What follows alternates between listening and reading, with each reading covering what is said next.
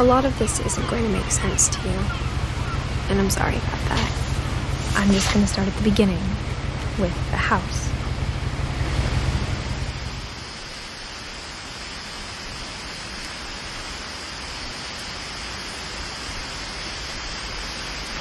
Someone had put up a chain-link fence, but it looked like I wasn't the first person to hop it. My brother Milton disappeared when I was 4. It was like the house just swallowed him up.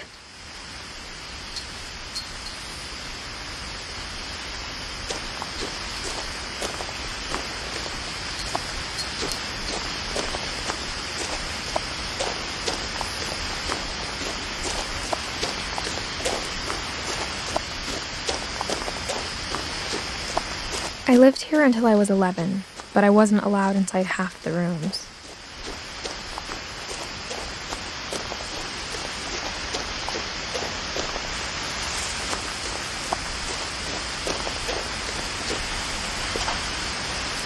Inside the mailbox were bills from 7 years ago, marked urgent, open immediately.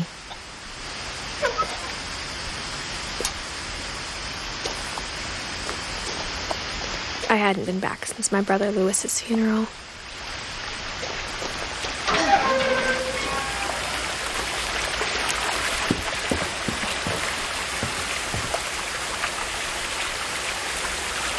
In her will, my mother left me a key, but didn't tell me what it unlocked. Maybe she thought I'd know. Or she thought that the mystery would be enough to bring me back.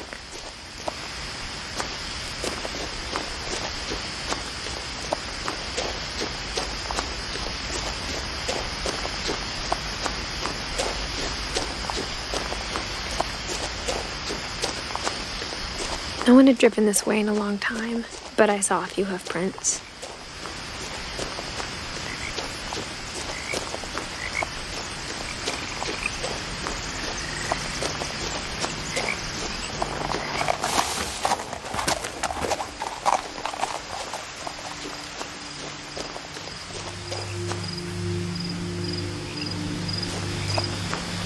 The truth is, even after I inherited the house, I never thought I'd come back to it. But now I had questions about my family that only the house knew the answers to.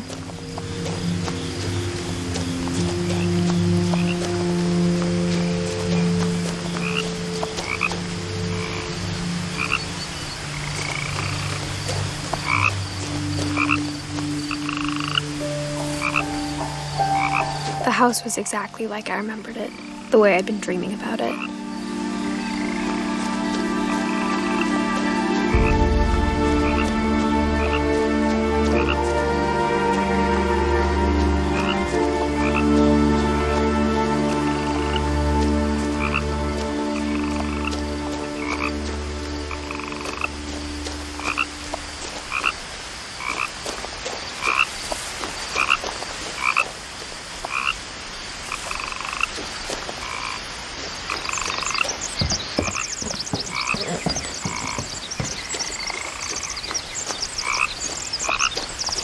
I asked Edie once about the dragon in the pond. She said it had killed her husband. I was 6. It seemed like an odd joke to me, even then.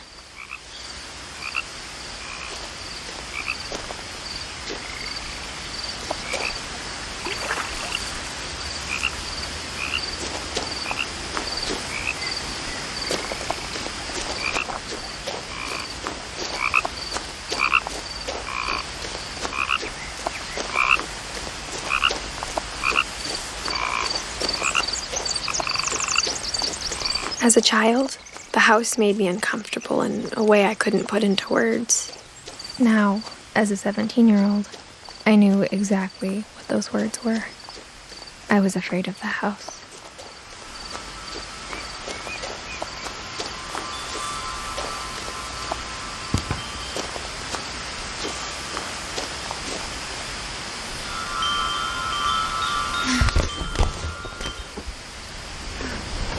Crawling through the doggy door used to be a lot easier when I was 11.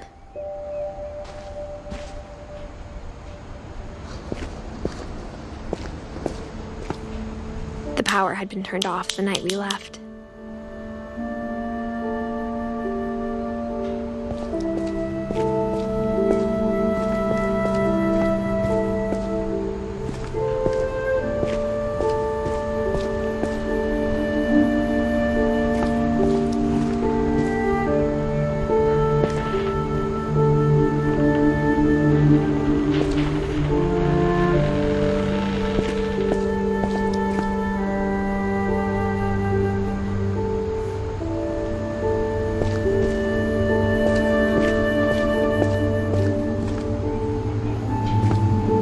first time in years,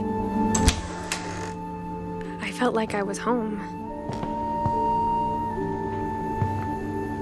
But instead of a family, there were just memories of one.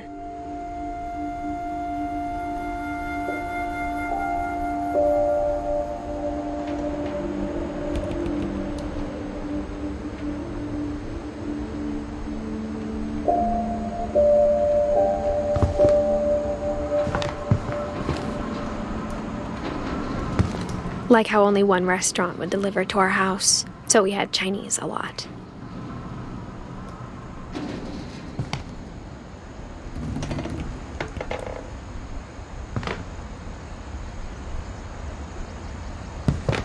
Or how after Louis started working at the cannery, we all got sick of eating salmon.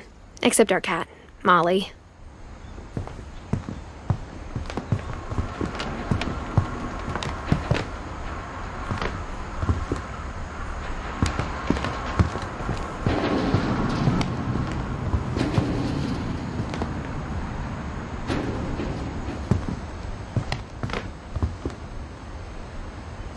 Nothing in the house looked abnormal. There was just too much of it, like a smile with too many teeth.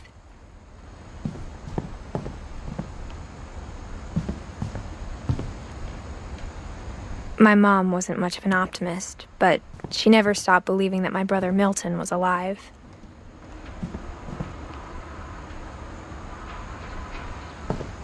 A lot of things got left behind in the whirlwind of that last night.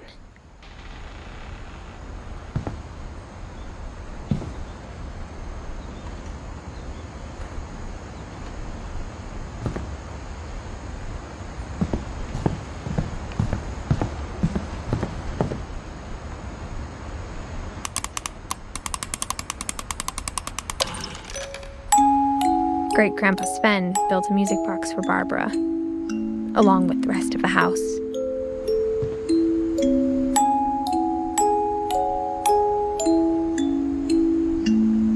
Mom always told me to stay out of the basement, so I wasn't too surprised when the key didn't fit.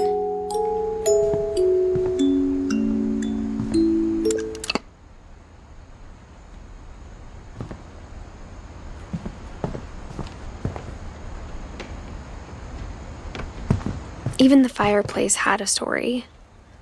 Edie told me the bricks came from the original house, after it sank.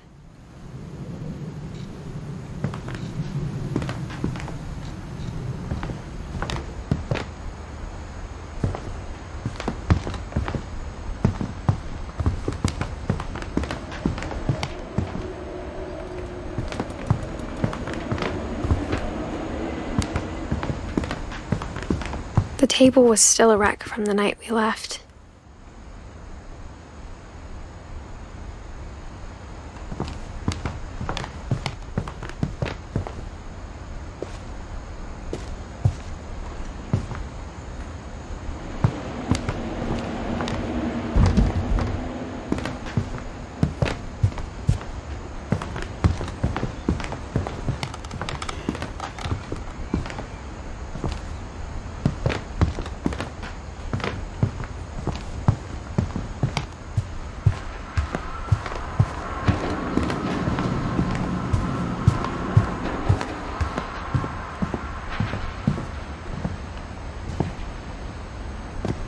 After Milton disappeared, Mom sealed up all the bedrooms. Then Edie retaliated and drilled peepholes. I spent a lot of time playing in Great Uncle Walter's room. I think my mom sometimes regretted not sealing it up. Louis told me there were secret passages, but I never believed him.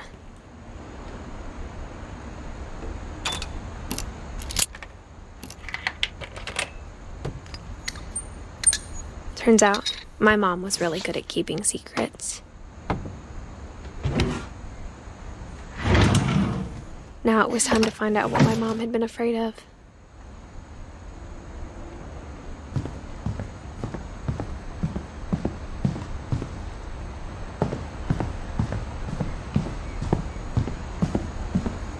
Whenever people ask me about my family, The first thing they always want to know about is Barbara.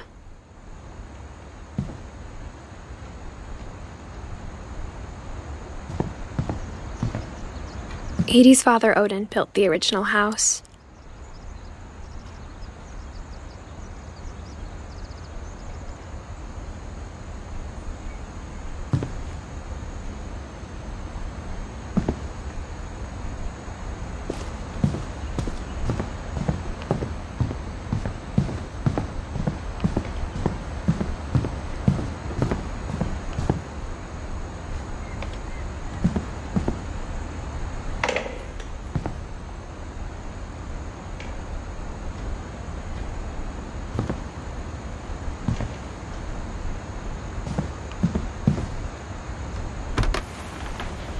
The last time I was in Edith Sr.'s room, I was 10 and she was painting my portrait.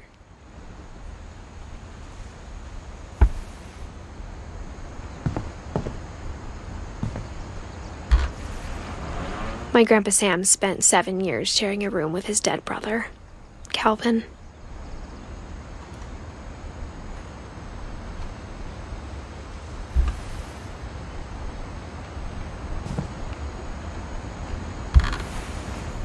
As a kid, I just assumed every house had peepholes and sealed rooms you weren't allowed inside of.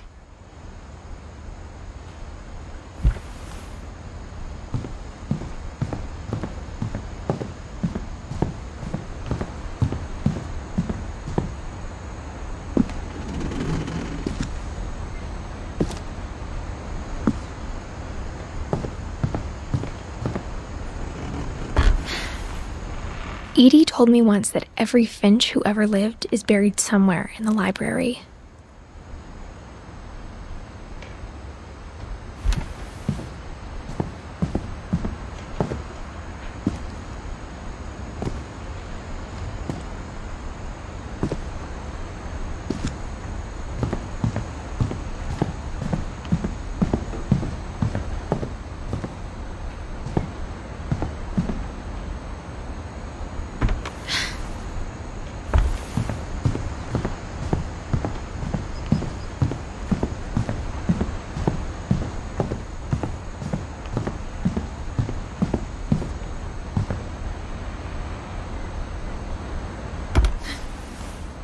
Molly always seemed like a girl I could imagine being friends with, if she hadn't died in 1947.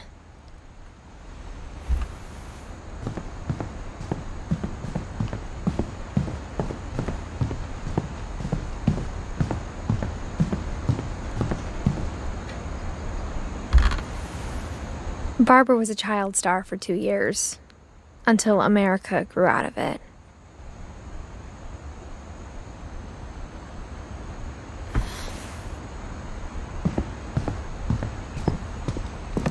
Mom must have locked the third-floor stairs on the night we left.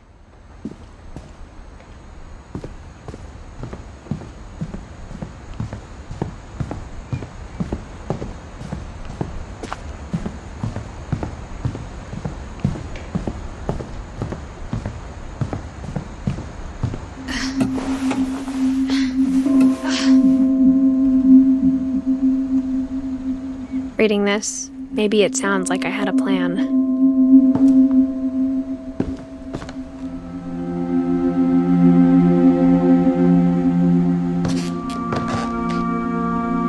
From the paintings on the wall, it was clear my brother Milton had been here before me.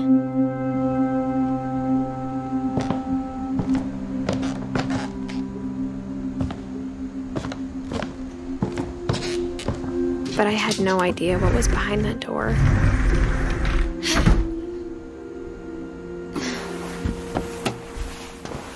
Just like I had no idea where all this was gonna lead.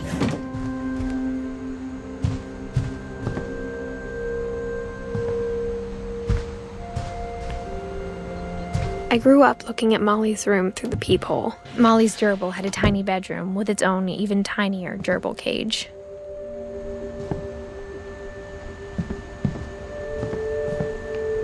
Being inside for the first time, I felt like I'd stepped behind a painting.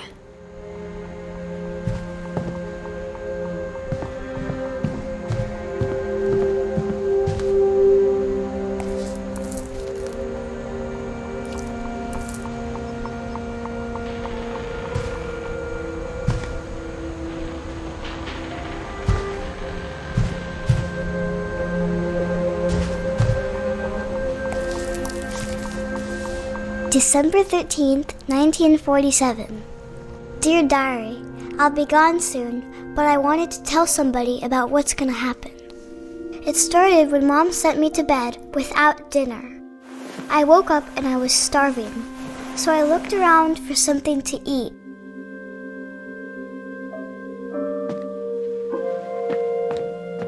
The gerbil food was dry, but I didn't mind it.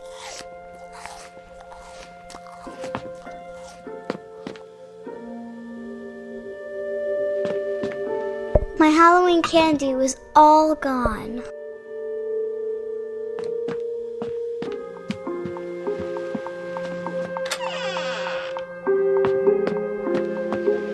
I kept eating and eating.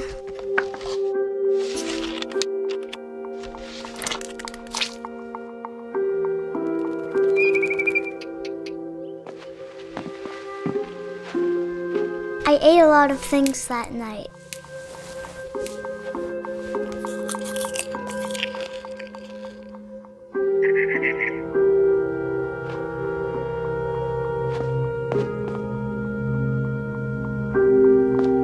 Then I heard chirping outside my window. It was a barn swallow going back to her nest. I reached out for her.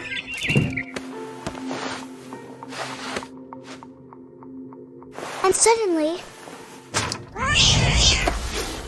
I was a cat.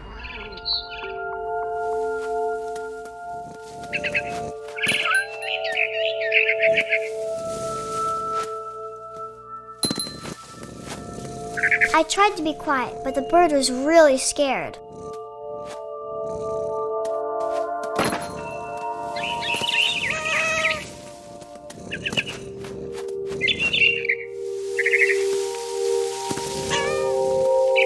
Mom and Dad didn't even look at me.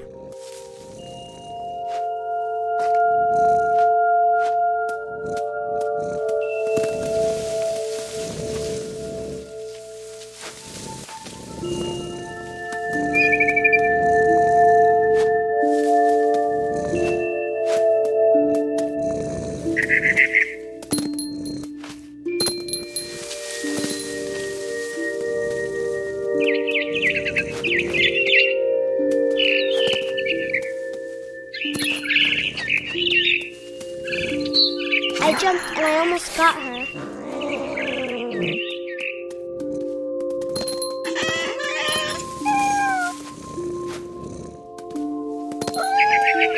I could tell she was getting really tired.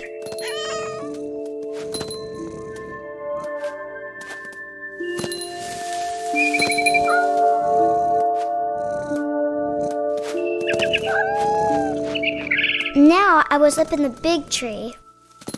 I promised Dad I wouldn't climb it anymore. All I cared about was eating that mama bird. I gobbled her up. And suddenly, I was an owl. First, all I heard was the wind. Then I heard little teeth nibbling in the grass.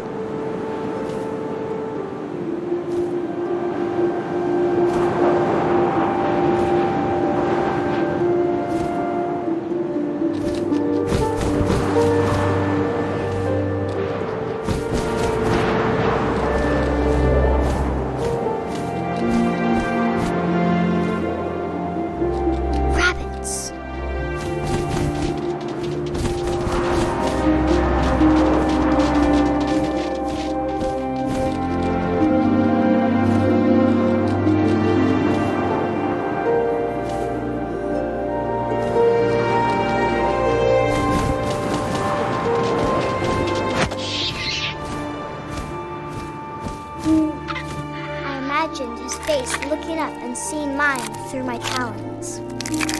I swallowed him up, and I didn't chew one bit. Then I flew off to find something bigger.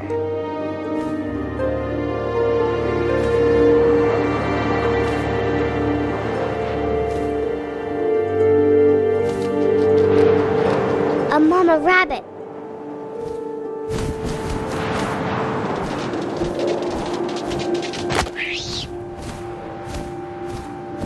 She was almost too big to carry.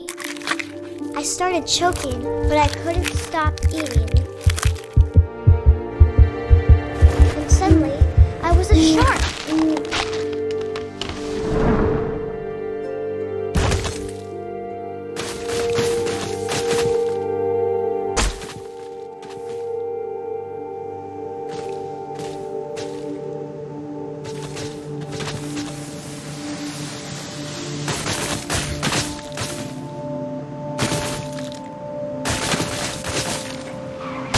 Off a cliff and into the ocean. Now, I was hungrier than ever.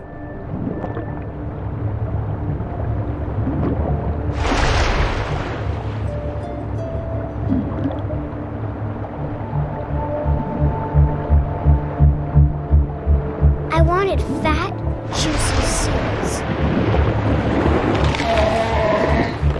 I tore off her flipper, and it tasted really good.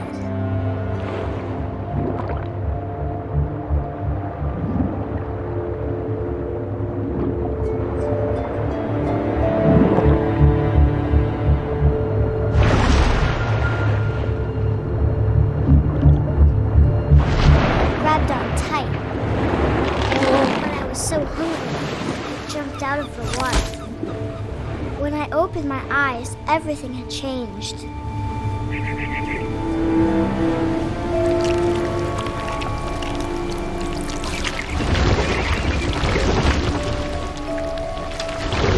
Now I was a monster, and I smelled people everywhere.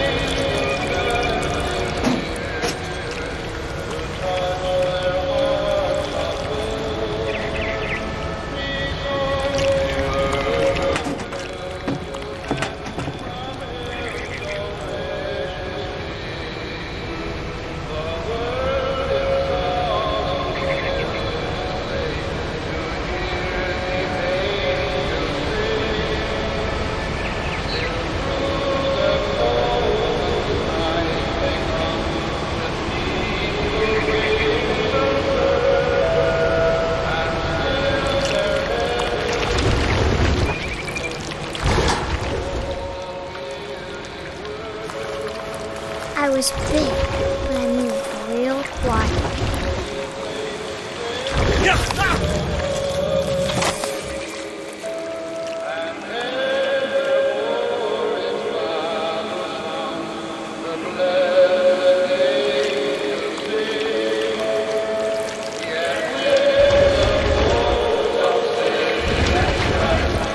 wanted to stop, but also I didn't.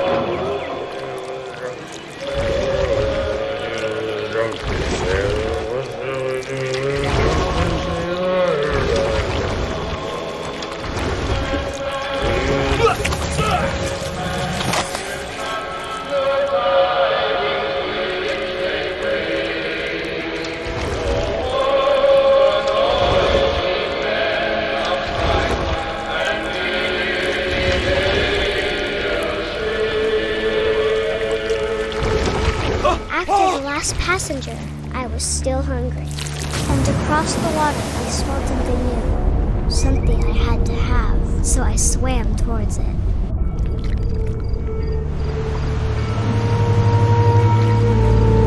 I slithered onto the sand, and the good smell went into an old pipe.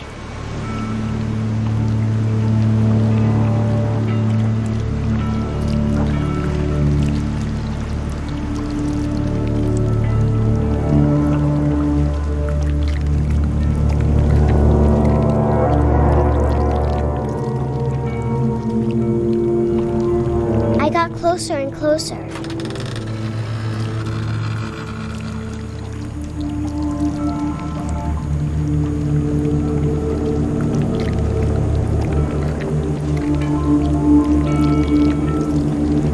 All of my stomach started growling.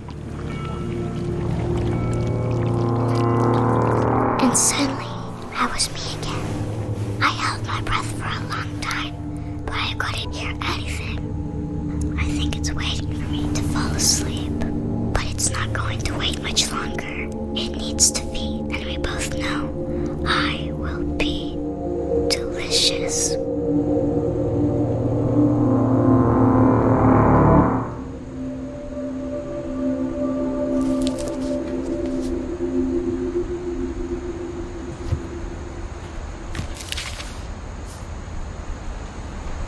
I'm not sure if I believed all of that, but I'm sure Edie would have.